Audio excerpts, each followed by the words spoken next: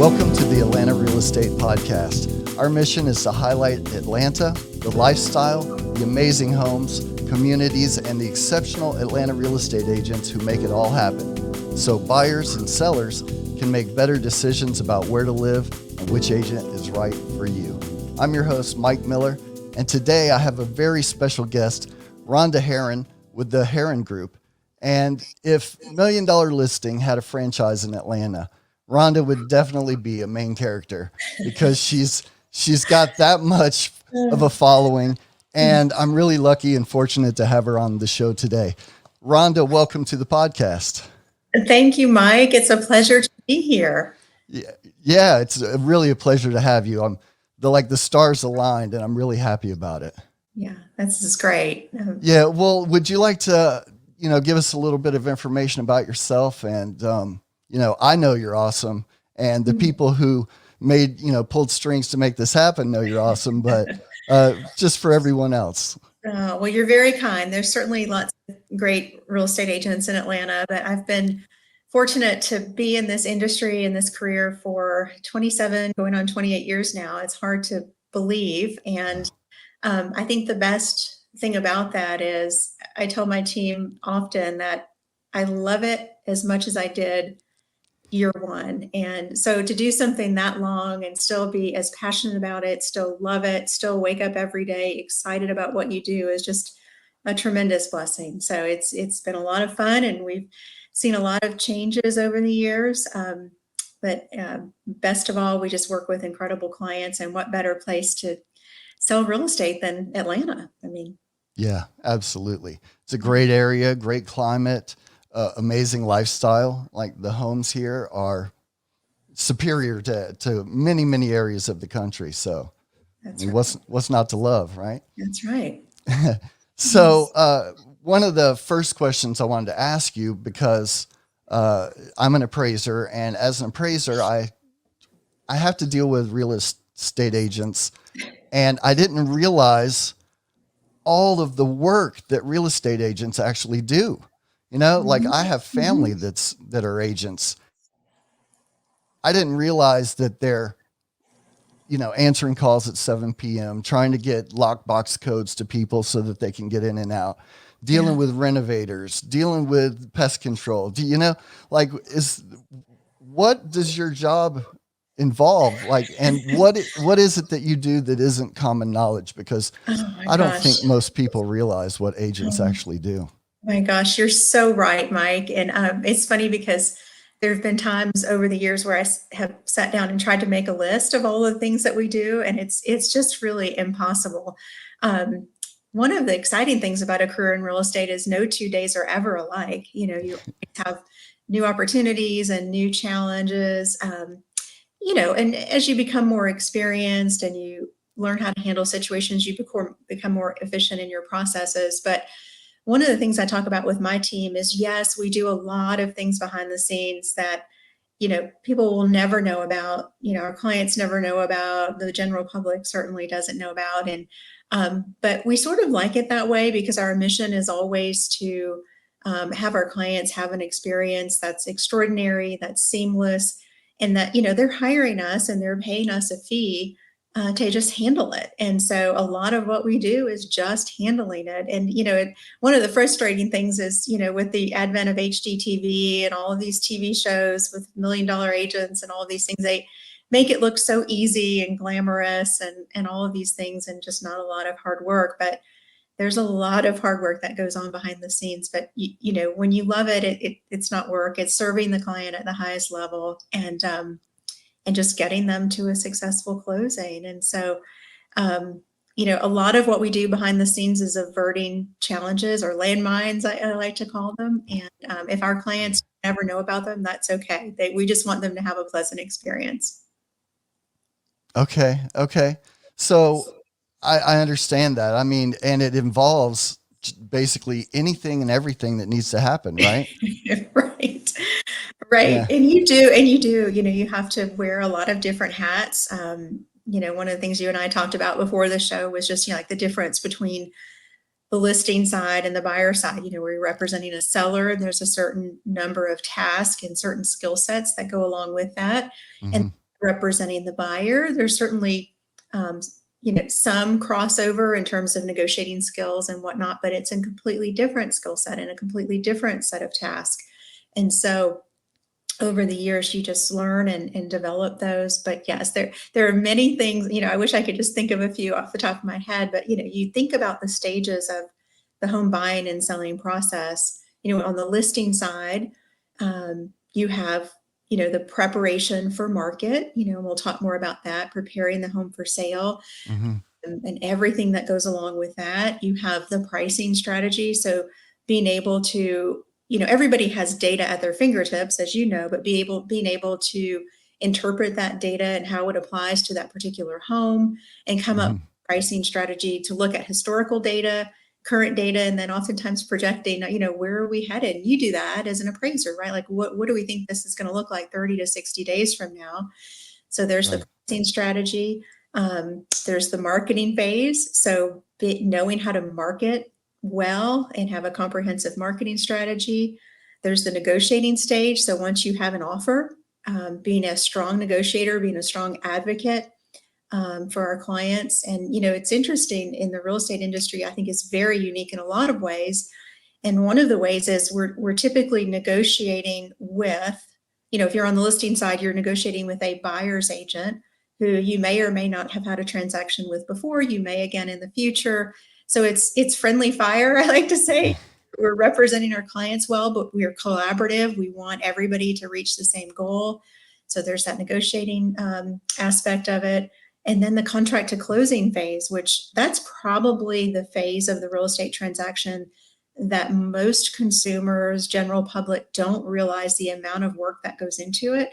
Oftentimes, particularly in the last couple of years, when homes were selling quickly, it was keeping that deal together between contract and closing, meeting the inspectors, getting quotes from vendors, meeting the appraiser, working with the lender, the closing attorney. There's so many people that touch the real estate transaction, and we play, at least the way we run our business, is we play an integral, vital role in working with all of those vendor partners to ensure a successful closing for our client. And so, and within each of those categories, there's probably hundreds of things that we do on any given transaction. Wow. Yeah. And I think that it's important that everyone realizes, because I didn't, that you can't have a schedule because everything seems to be now. Yeah. Everything's urgent. Everything's right. We need it right now. Right. I'm better at that over the years. I used to, in my younger days, I would, the phone would ring and I would run around like a chicken. And I've learned to manage that a little better at this stage of my career. But yes. That's great.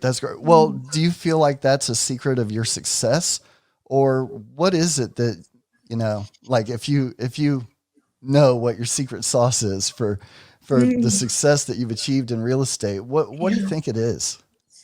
Yeah, that's a great question. And I'm not sure that anyone has ever asked me that, but I do think one thing that's important to me and everyone on my team, or two things, I guess. One would be just having a very strong work ethic.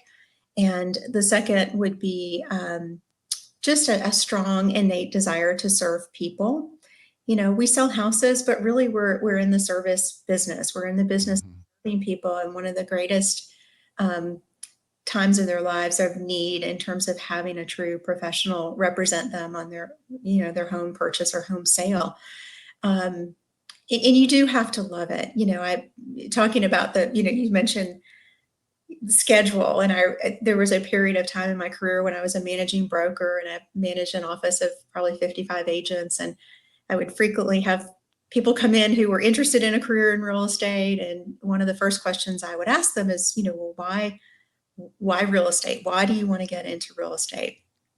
And, almost always I would hear things like, oh, I can set my own schedule and I can work part-time, or, and of course I love houses, and all of those things. And that is probably the biggest misconception about our industry.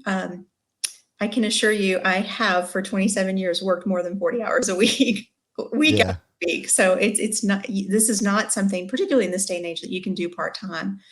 That being said, you do have some, flexibility in terms of like I raised my son, didn't miss a pickup from carpool, barely missed a baseball game, and however many years he played baseball, didn't miss the school play, all of those things. But Wow. I worked around it. I made up for it. I was working late at night, up early in the morning, making things happen. But the bottom line is, you're available when the clients need you, and oftentimes that's when they are not working, right? So Right. lots of evenings and weekends and early mornings. Yeah, that's what it seems like, evenings and weekends. Yeah. Um, so, and not to put you on the spot at all. I'm Mhm. just wondering because there's so many different types of homes, different areas. Yeah. Things to know about the areas and about the homes, and like, is the home in a floodplain or not? I mean, so many different Mhm. things Yeah. um, that agents have to know. Um, Mhm. how does a buyer and a seller choose a real estate agent? And would they necessarily be choosing a real estate agent based on the same criteria? Would a seller Yeah. look for a different kind of agent and a buyer look for a different kind of agent? Or, Yes. Those are great questions. And, I think back to when I was a young realtor and, gosh, even though I had the same work ethic back then, it's just frightening to think what I didn't know at that time. But thankfully, I've always worked, for a great company and had great people around me, always had a mentor from the get go and still do to this day. I think we always, um, if you're the smartest, most experienced person in the room, you're not in the right room. And so mm, having, always learning. But yes, when you're looking to hire an agent, you cannot hire someone that's brand new unless they are on a team and have that support, and have the backup of someone who's, I would hire somebody newer in the business on a team before I would hire somebody, 10 years in the business, but they're working part-time. So it's not necessarily tenure as much as it is volume of transactions and back end team support. Um, okay. with experience, you just, more than anything, situations come up in real estate, like we all know, and having the experience and the resources um, to handle those things when they come up, you know, uh, rarely, and I'm probably going to need to knock on wood now, but rarely can come up these days that I haven't seen at some point, and it still happens, and it challenges us and keeps us on our toes. But over time, you learn, what the potential landmines are and how to work through them. As far as you know, hiring someone on the listing side versus the buy side, the reality is most realtors do both. Um, Sometimes on a team, you might have a strong listing agent, a strong buyer's agent, and that kind of thing. My business is almost 100% referral, and so when my clients call me, they want me to help them sell their home and find the next one, and so we do that well. And I have a really good team in place and really good systems behind the scenes so that I'm not doing paperwork and marketing. I'm out with my clients, negotiating, working with them. But there are some slight differences. For example, on the listing side, um, being a strong, knowing how to market a property, having a good network of agents. We often, when we think about marketing, we're often thinking about marketing to the general public, to consumers, but a lot of what I do is, my network within the realtor community, it has been instrumental, especially in the last couple of years, finding off market properties, putting buyers and sellers together, that kind of thing. Okay. Staging, that's an important piece of selling a home, and that our team really excels in that area.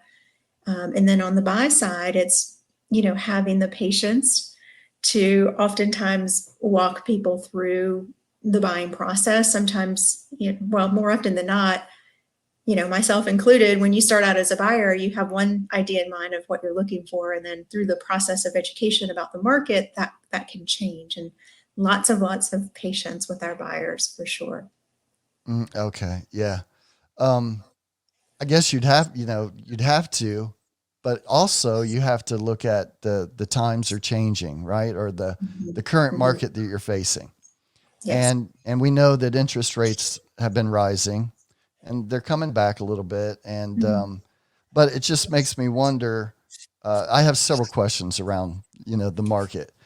Sure. But when you're selling a home, do your sales and marketing methods change based on the market? Like if it's a seller's market or versus a buyer's market, and then that brings in, staging as well. Um, Yes. are they is it more important in one market versus another, or how do you choose the sales and marketing methods that you're going to use to sell a home? Sure. Well, a lot of that comes with knowing, having your finger on the pulse, knowing exactly where we are. As you stated, right now I feel like we're more in a it would appear we're more of a balanced market, and correct me if I'm wrong, but seller's market is what, 90 days or less on market, balanced is 90 to 6 months. It's hard to imagine we ever had homes on the market for 6 months after coming off the last 2 years, but it feels like a balanced market and we're having to get back to the basics. As far as staging, we did not stop staging over the last 2 years in the strong sellers market. And so, the marketing strategy that many of top agents adopted during that time was, put the house on the market on a Wednesday, maybe do a coming soon, you go live, you show it back to back all weekend, you call for highest and best by Sunday at 5 or Monday at noon, and you pick which one of the 20 offers you want to work Wow. with. Those days are behind us. And it moved very fast. Every weekend we had a house coming on the market, and we knew, don't plan to go out to dinner or anything because you're going to be in front of your phone or on your phone in front of your computer most of the weekend. That pace has changed significantly, and we're back to a normal market. So yes, there were some nuances in terms of the marketing. Now we're getting back to, the traditional way of marketing, some new ideas.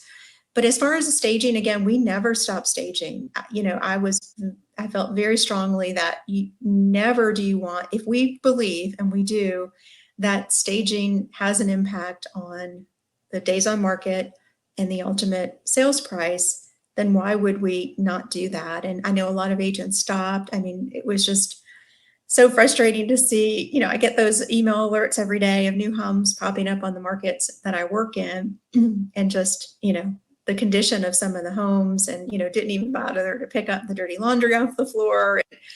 Very, very frustrating. This is someone's valuable and oftentimes most valuable asset. And so let's treat it as such. And so we, whether it's just, pre-packing, picking, making every room shine, we staged all throughout, and we will continue to, because we believe in it. We know the results that it produces for our clients. Okay, awesome. Well, what is it about staging? Mhm. Experts say that you want to take the personality out of the home. So, like, if you have, let's say, wallpaper that's red and white, looks like candy canes, Yeah, yeah. um, or the home is just has like a big area, or maybe a crooked wall or something like that. Like they say that these are really, it's good to stage them so that people can see what they can do with an area. Um, but they also talk about taking the personality out of the home. Um, Mhm. and some of the staging I've seen has, let's say, furniture with personality, Yeah, right? yeah, yeah. I've Right. seen those. So, Yeah. so if you're taking personality out, why are you injecting it back? Putting personality in. Yeah. Right. So, Yes. so what is the value in staging? Why is it so essential? Yes. So, and you're right, it's not just staging for the sake of staging. I've seen homes where it's a vacant home and they might throw a few things here and there sort of haphazardly. And to me, that is more of a distraction. And you were better off just showing it vacant than having just random tchotchkes here and there, if you will. Right. It's just, I don't know if it's years of experience or just an eye and a passion for design, being in a lot of homes, but just, taking, there's not a set formula. There's some consistent things that work, but it's taking each home and saying, okay, how can we make this house shine? How can we make it best in class? Who's our target market? Who's our target buyer? What would appeal to them?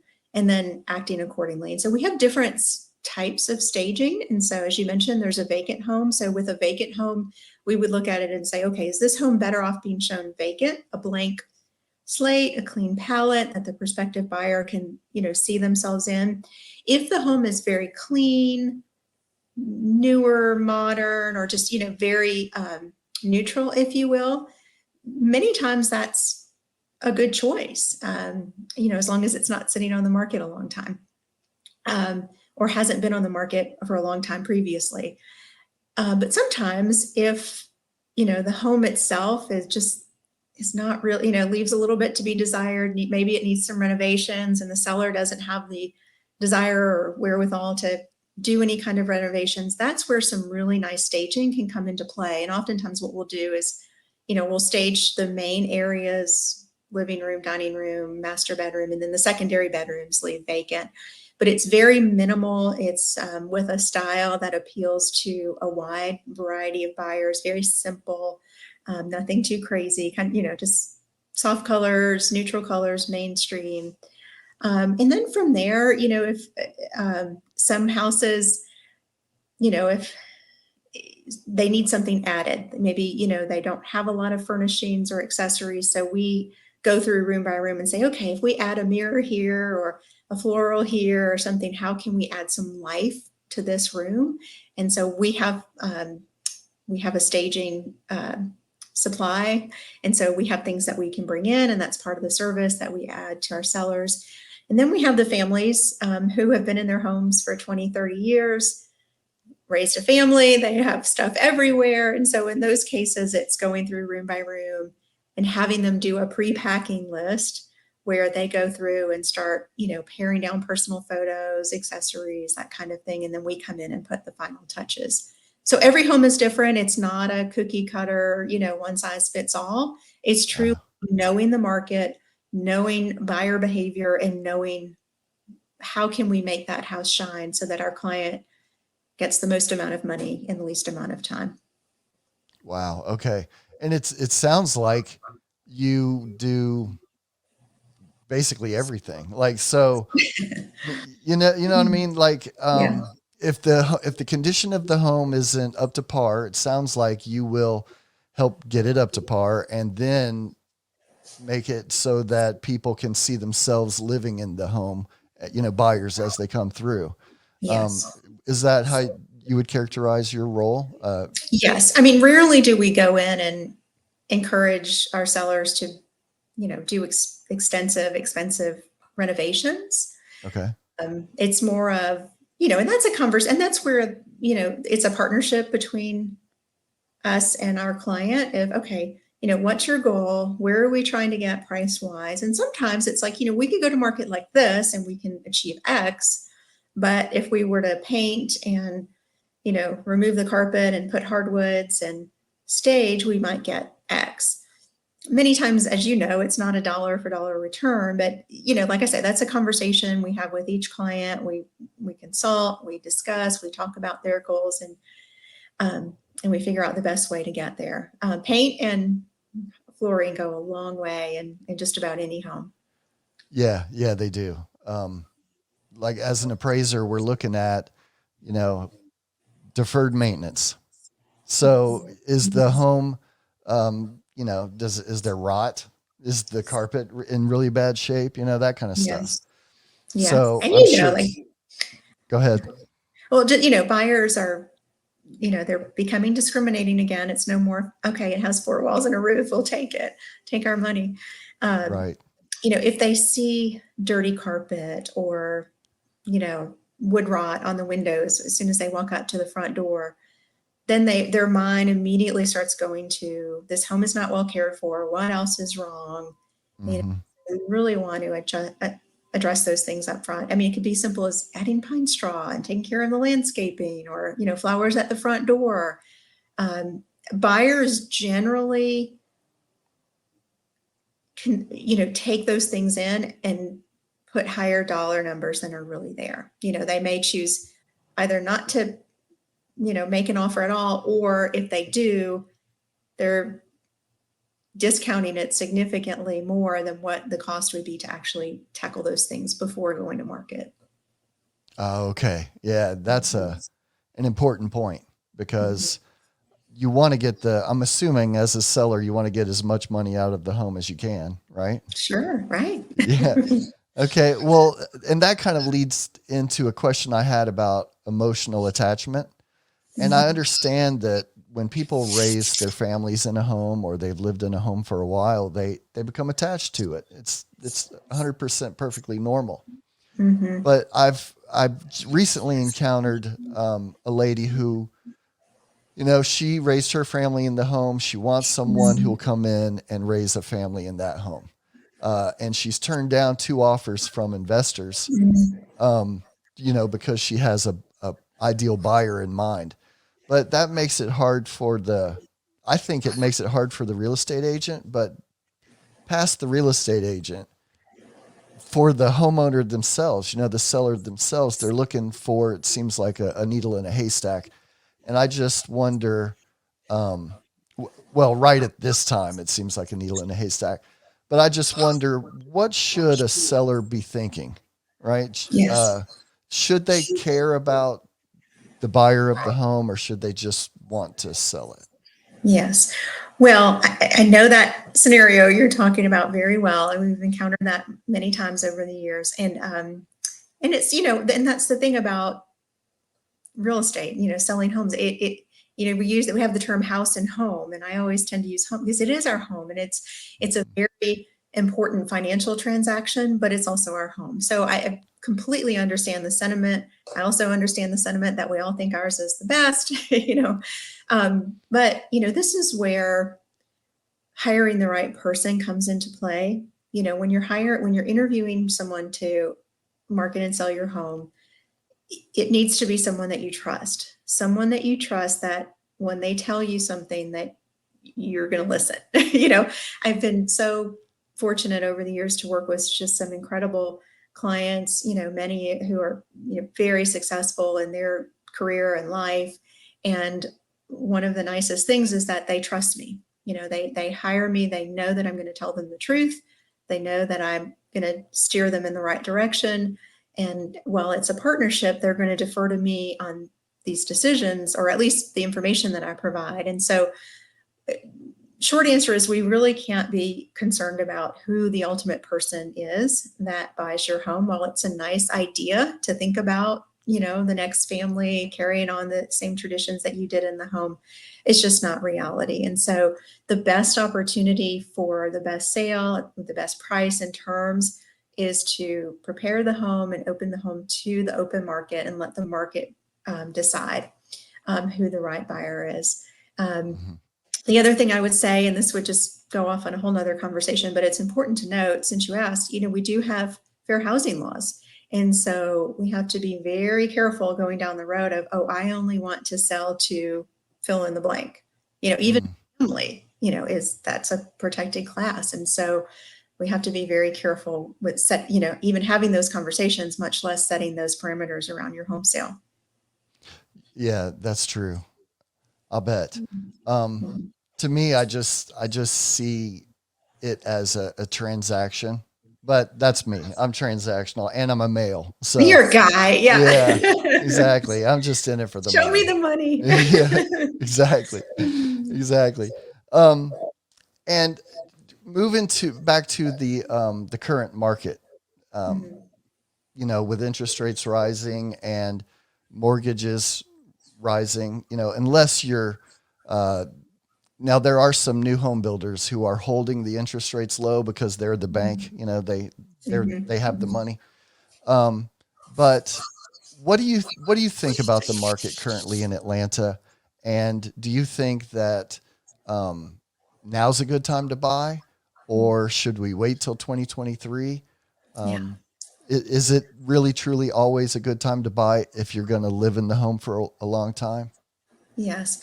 Well, I'm a very much keep up with the real estate market, the economy as a whole. I'm not one of these agents that's going to hop on social media and, rah, rah, rah, everything's always great. I'm very keenly aware of interest rates and general economic conditions. And that's another reason why our clients trust us to give them solid advice based on the data that we have.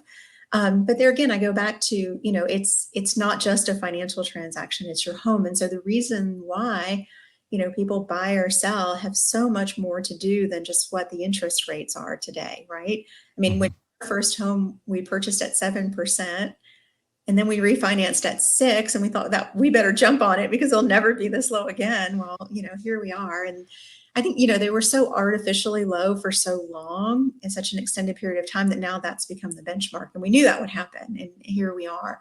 And so right now, I think we're just experiencing a little bit of a pause. I think some people are a little paralyzed of, oh my gosh, what should I do? We should just wait. And there's a little panicky kind of behavior. But yes, it's always been a good time to buy real estate in Metro Atlanta. Interestingly enough, we still, and I'm sure you see this in everything, it's different by area and price point and neighborhood, school district, and all those things, but inventory is still quite low in many cases. And so if you are a buyer right now, you still have to have your finger on the pulse. And the minute that house pops up that looks great, you better run out and see it, because chances are it may still have multiple offers. But then at the same time, you have, every day I get email after email of expired listings, those listings that were on the market for a period of time and didn't sell.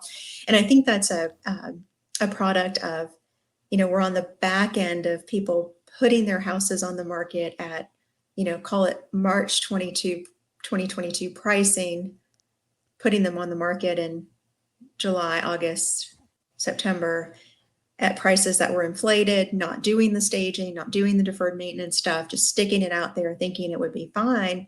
And that's not the same market. I think hopefully everybody in our industry and certainly the general public, the consumers, are becoming aware that this is a very different market than it was just 6 months ago. And so, hiring someone who knows and understands that, can show you the data, show you the charts and graphs, run through it and project into the future. But as far as, being a buyer, I mean, I just checked before we jumped on, rates are about 6% today, and that's great. And here's another point. We recently, about a week or so ago, we did an analysis of, okay, if I had purchased this home 1 year ago versus if I were to purchase it today. And so a year ago, depending on the price point, whether it was 500,000 or $1 million, you were competing for sure. There might have been 10, 20 other offers.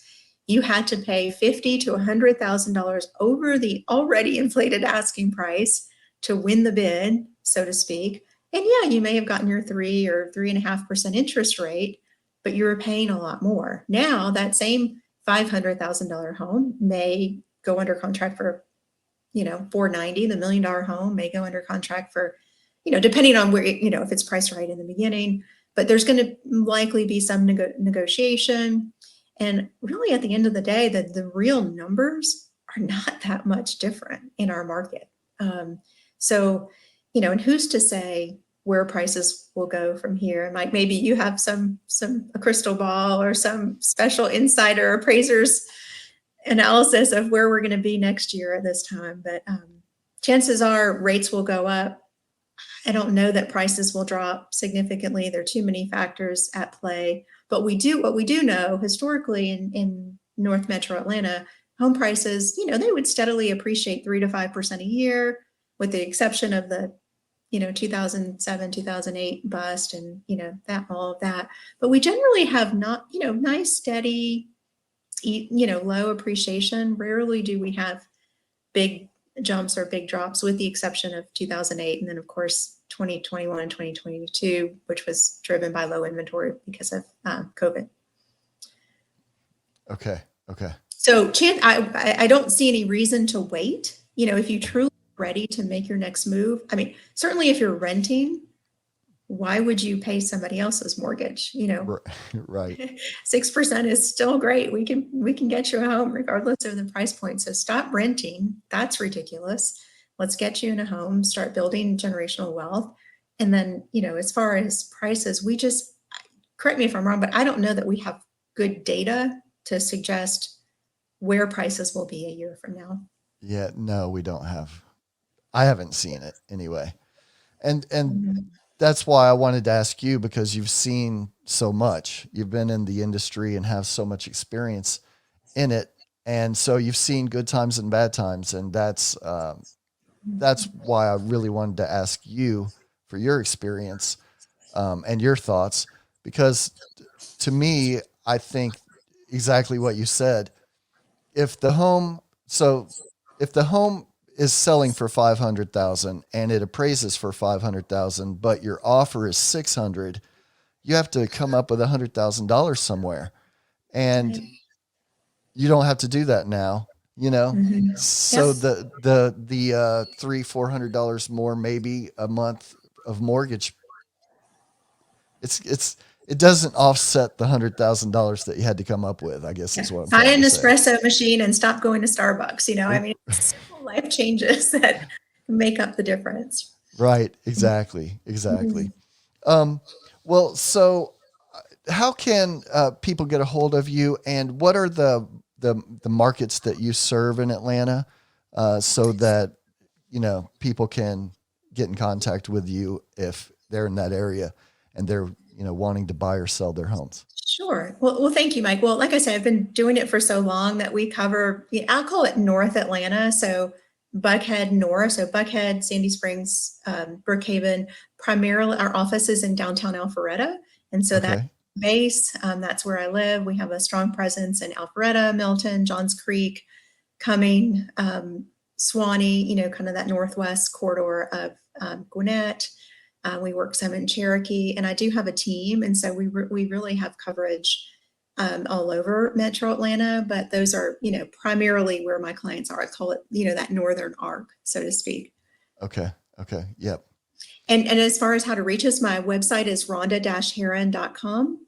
Okay. Find us on Instagram at Rhonda Haran.